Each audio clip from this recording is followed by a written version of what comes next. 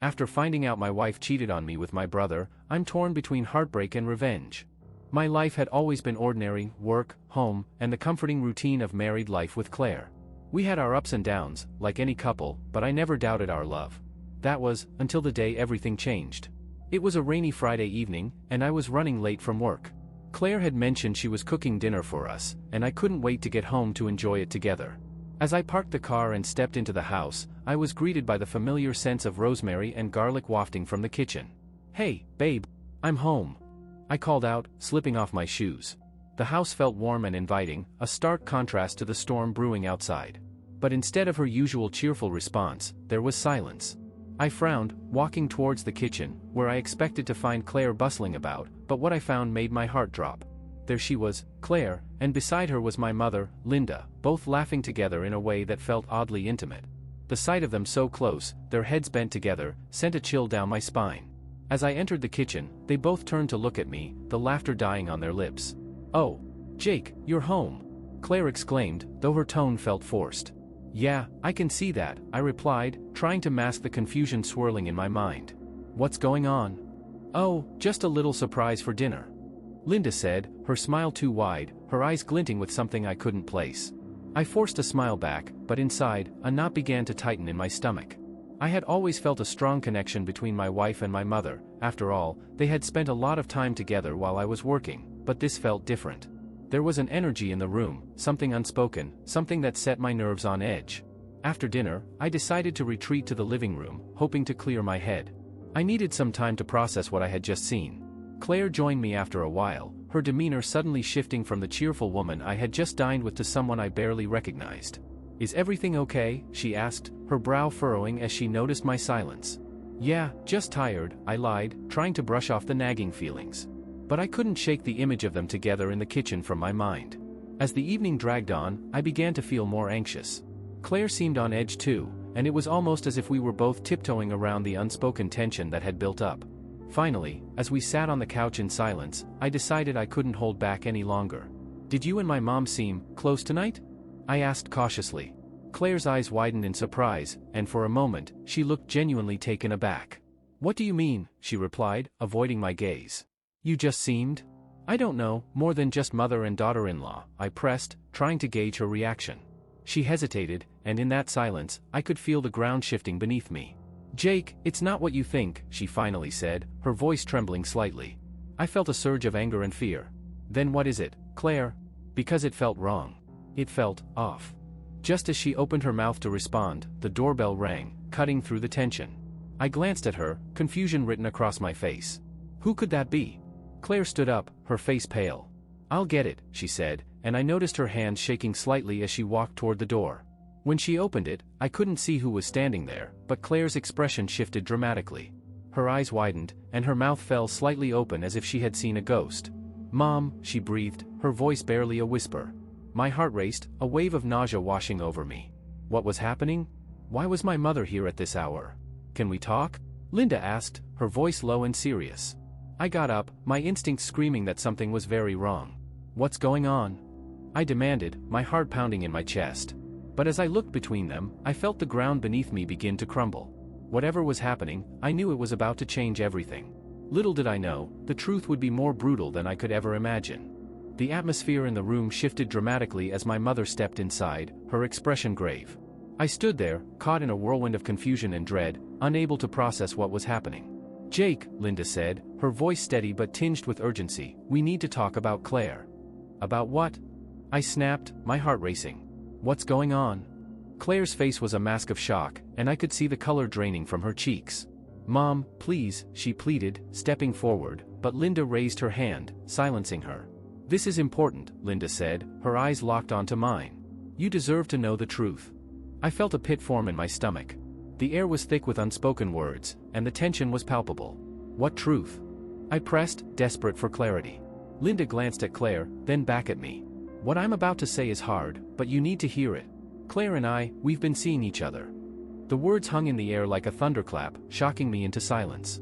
My mind raced, scrambling to make sense of her confession. "What do you mean, seeing each other?" I asked incredulously, my voice rising. "Are you saying you've been having an affair?" Claire's eyes widened in horror, and she looked between us, panic etched across her face. Mom, stop. You can't just say that. But Linda pressed on, undeterred. We have feelings for each other, Jake. I didn't mean for it to happen, but it did. I'm sorry. The world tilted on its axis as the weight of her words crashed over me. My mother, the woman who had raised me, was in love with my wife. It felt surreal, like something out of a twisted nightmare. Why? How could you do this to me? I shouted, the hurt spilling out of me like venom. You both knew how much I loved you. I never meant to hurt you, Claire said, her voice trembling. It just happened. I didn't want this to be real. I stepped back, my heart racing and my thoughts a blur. You didn't want this? You let it happen. You both did. My anger boiled over, and I felt a mix of betrayal and heartbreak. I tried to end it, Claire insisted, tears streaming down her face. But every time I thought I could walk away, it felt impossible. I didn't want to hurt you, Jake. I loved you too. And what about love? I shot back. Was it love when you were in bed with my mother? Is that what you call it? Stop. Linda interjected, her voice firm. This isn't helping anyone. Jake, I love Claire, but I also love you as my son. I never wanted to come between you. This was never supposed to happen. I shook my head in disbelief, unable to reconcile the love I had for my wife with the betrayal that now surrounded me. You both destroyed everything. My marriage, my trust, it's all gone. Please, let's talk about this calmly, Claire pleaded, reaching out for me, but I recoiled. No. I shouted, pushing away her hand. You've both shattered my world, and I don't want to hear any more excuses. The tension was suffocating, and I could feel my heart racing as anger and pain mingled in my chest. I couldn't bear to look at them anymore, so I turned and stormed out of the house, the door slamming behind me. I needed air, needed space to think. I drove aimlessly, my mind racing with a million thoughts. The betrayal cut deeper than anything I had ever experienced. I had thought my marriage was solid, my life secure, and now it felt like everything was crumbling around me. After a long drive, I parked at the edge of a lake, the water reflecting the evening sky. I sat in silence, the stillness of the world around me contrasting with the chaos inside me. I took deep breaths, trying to calm the storm raging in my mind. How could they do this? How could Claire betray me with my own mother? I thought about the moments we shared, the love we built, and it all felt tainted now. The laughter, the intimacy, everything had been a lie. As the sun dipped below the horizon, I realized I had a choice to make. I could let this betrayal define me, or I could find a way to move forward. But the thought of facing them again, of looking into Claire's eyes, was almost unbearable. Eventually, I drove back home, my heart heavy with uncertainty. The confrontation had shattered everything I believed, and now I had to figure out how to pick up the pieces. When I entered the house, I found it dark and silent. Claire and Linda were gone, leaving only echoes of what once was. The emptiness was suffocating, and I knew the road ahead would be long and painful.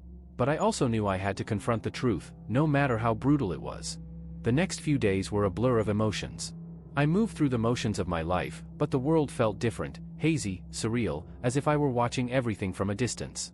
The betrayal weighed heavily on my heart, and every corner of our home reminded me of what had been lost. Claire and Linda had both left, and I didn't know where they had gone. I hadn't even bothered to contact them. The anger still coursed through my veins, mingled with a deep sense of betrayal and heartache. I spent most of my time at work, burying myself in projects, trying to distract myself from the pain that threatened to swallow me whole. But there were moments when the silence was deafening. I'd return home at night to an empty house, the shadows clinging to the walls, whispering reminders of laughter and warmth that now felt like ghosts. I often found myself staring at Claire's empty spot on the couch, wishing I could turn back time, wishing everything could just be normal again. One evening, as I sat in the living room, my phone buzzed on the coffee table. It was a text from Claire. My heart raced, a mix of dread and hope flooding through me. I hesitated, staring at the screen as I debated whether to read it. Finally, I couldn't resist. Can we talk? I need to explain. The anger surged again, but it was accompanied by a flicker of longing. Part of me wanted to hear her out, to understand why everything had gone so wrong. But the other part wanted to scream, to push her further away. After a few agonizing minutes, I decided to respond. I don't know if I'm ready for that. A moment later, my phone buzzed again. Please. I'm so sorry for everything. Can we meet? Against my better judgment, I agreed to meet her the next evening at a cafe we used to frequent. I spent the entire night tossing and turning, my mind racing with a million questions. What could she possibly say that would make this better? When I arrived at the cafe, I found Claire already seated at a corner table, her hands wrapped around a cup of coffee, her eyes filled with an emotion I couldn't quite read. I sat down across from her, the tension palpable. "Thank you for coming," she said quietly, her voice shaky. "I know this is hard." "Hard? That's an understatement," I replied, crossing my arms. "How could you do this, Claire? With my mother?" Tears welled in her eyes as she looked down at the table. "I don't expect you to forgive me. I just want you to know it wasn't planned. It just happened." "Just happened?" I echoed, incredulous. "That's your explanation? You think that makes it any better?" "I didn't mean for it to go this far," she insisted, her voice breaking. "I thought I could end it before it got serious. I never wanted to hurt you, Jake. I love you." My heart wrenched at her words, but the anger overpowered any flicker of warmth. "Love? You call this love? You betrayed my trust, Claire. You took everything we built and threw it away." "I know," she said, tears spilling down her cheeks. "But I didn't mean for it to happen. I was confused. I was looking for something I felt I was missing. And then it just spiraled out of control." "Missing what? Me?" I shot back, frustration spilling out of me. "You could have talked to me.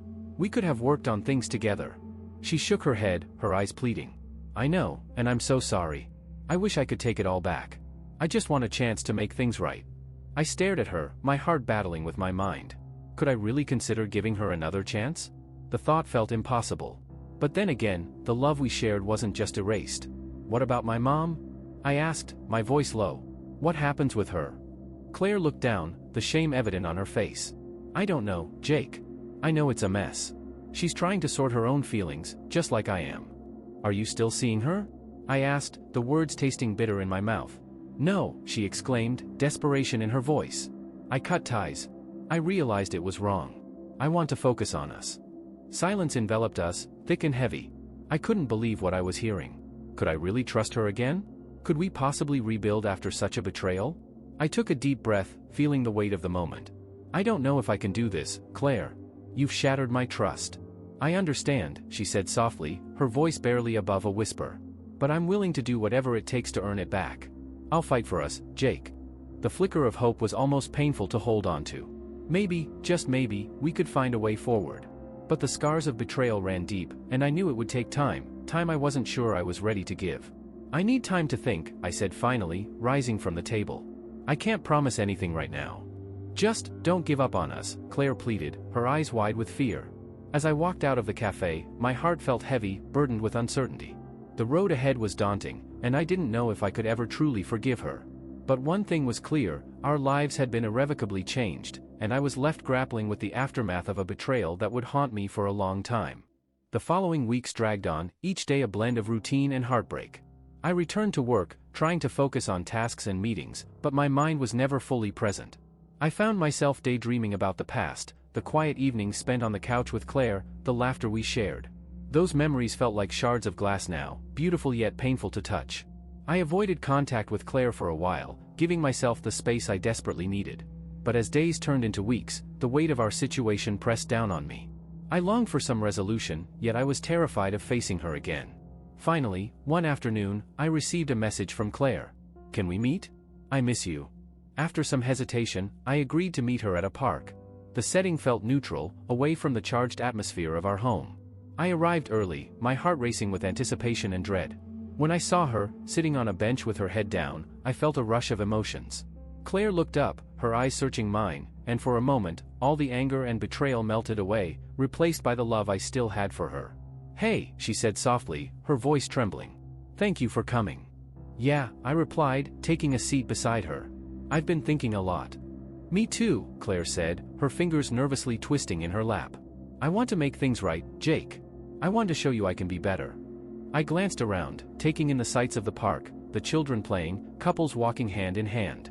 It felt surreal to be sitting here with Claire, discussing the wreckage of our relationship. "What does that even mean?" I asked, looking at her. "How do you plan to make things right after everything that's happened?" "I've started therapy," she said, her eyes wide with sincerity.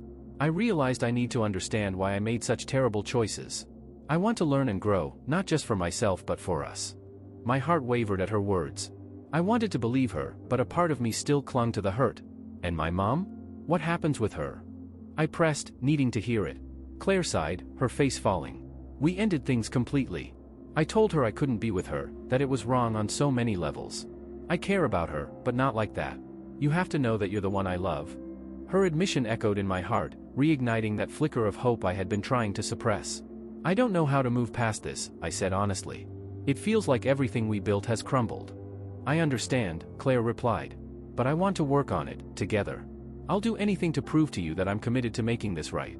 The sincerity in her eyes stirred something deep within me.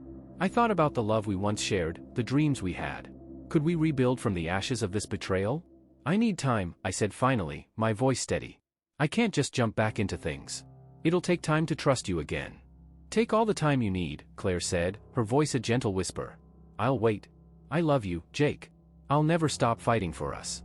We sat in silence, letting the gravity of our conversation sink in. I felt the warmth of the sun on my face, a reminder that life continued outside of our turmoil. But deep down, I knew the road ahead wouldn't be easy. Over the next few weeks, we began to communicate more, sharing texts and calls that slowly eased the tension between us. Each conversation felt like a small step toward rebuilding what had been lost. I started to see glimpses of the woman I fell in love with, the one who laughed easily and had a kind heart. I also began to reflect on my own feelings, my own wounds. I sought therapy myself, hoping to find clarity and healing. In those sessions, I learned to process my anger, my sadness, and my fears about the future. Finally, after several weeks of tentative steps forward, I agreed to meet Claire again, this time in a more personal setting, our favorite restaurant. The atmosphere felt charged with anticipation and uncertainty. When I walked in, Claire was already seated, her eyes lighting up as she saw me. She looked nervous, her hands fidgeting on the table. "Hey," she said softly, her voice barely above a whisper. "Hey," I replied, taking a seat across from her. "I've been thinking a lot about us." Claire leaned in, her expression earnest. "Me too. I want to know what you're feeling." "I feel conflicted," I admitted. "I still love you, but I'm scared. I don't want to go through this again." "I understand," she said, her eyes reflecting my pain. "But I want to prove to you that I can be trustworthy again. I want to show you I've changed." "I want to believe you," I said, feeling the weight of my words. "But it's going to take time. I need to see that you're truly committed to us." Claire nodded, her expression resolute. "I'm ready to do whatever it takes. I won't give up on you or us." As we continued to talk, I could feel the walls around my heart beginning to crack, the hope seeping back in. We discussed our past, our mistakes, and what we wanted for the future. It was a long conversation, filled with tears and laughter, but for the first time in a while, I felt a sense of possibility. I knew it wouldn't be easy, that the journey ahead would be fraught with challenges. But as I looked into Claire's eyes, I realized that I still wanted to try. I still wanted us. And with that decision came a sense of relief, like a weight had been lifted from my shoulders. We were both willing to fight for our love, and that gave me hope for what could still be. In the weeks that followed our heartfelt conversation at the restaurant, Claire and I made a conscious effort to rebuild our relationship. We started small, going on casual outings and sharing more about our daily lives. I found myself smiling again, recalling the joys of our past while cautiously stepping toward a hopeful future. As we worked to reconnect, I could see Claire putting in the effort. She attended therapy sessions regularly and even encouraged me to share my thoughts and feelings openly. There were still moments of tension, echoes of our past betrayal haunted us, but we learned to navigate those feelings together. One evening, as we sat on our couch watching an old movie, I turned to Claire, feeling an overwhelming sense of gratitude for the moments we were sharing. "You know," I said, "I've been thinking a lot about trust. It's not something that just comes back overnight." Claire nodded, her expression serious. "I understand. I know it'll take time. I'm committed to earning it back every day." "I want to believe that," I said, my heart swelling with a mix of hope and caution. "But I also need to be honest about my feelings. There are still days when I feel the weight of what happened." "I promise to be patient with you," she replied softly. "You can take all the time you need. I'll be right here." With each passing day, we began to carve out new memories together, ones that were untouched by betrayal. We celebrated small victories, like cooking dinner together without the tension, or laughing over a shared joke that felt genuine.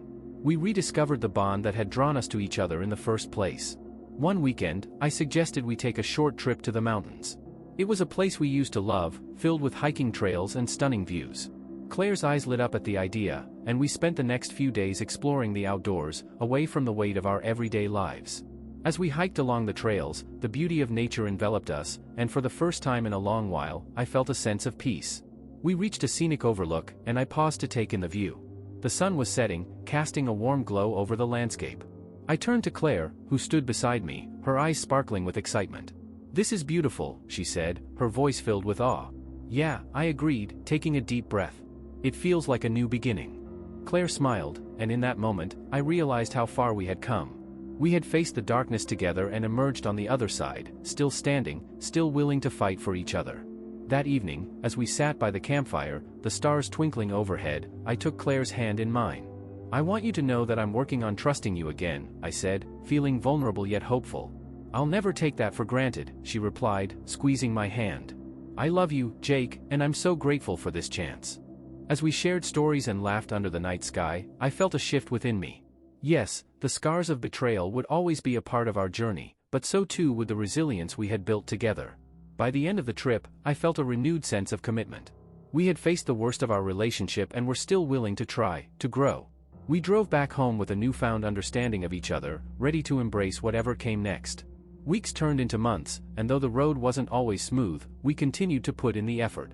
We sought counseling together, learning to communicate better and support one another through our healing process. One evening, as we sat on our couch watching a movie, I glanced at Claire. She looked content, her head resting against my shoulder. In that moment, I realized how much I cherished her presence. The warmth of her love filled the space between us, softening the edges of our past. Thank you for sticking with me, I whispered, feeling a rush of emotion. I know it hasn't been easy. Claire smiled, her eyes shining. Thank you for giving us a chance. I promise I'll never let you down again. I leaned down, kissing her gently. It was a simple gesture, but it carried with it the weight of everything we had overcome. We were no longer just a couple fighting through betrayal. We were partners rebuilding a life together, learning to trust and love anew. As I held her close, I realized that love isn't just about the good times, it's about how you navigate the storms together. And in that moment, I felt a profound sense of gratitude, not just for Claire, but for the journey we had undertaken. Together, we were writing a new chapter, one that was filled with hope, healing, and a deep commitment to each other. The road ahead was uncertain, but for the first time in a long while, I felt ready to embrace whatever came our way, hand in hand.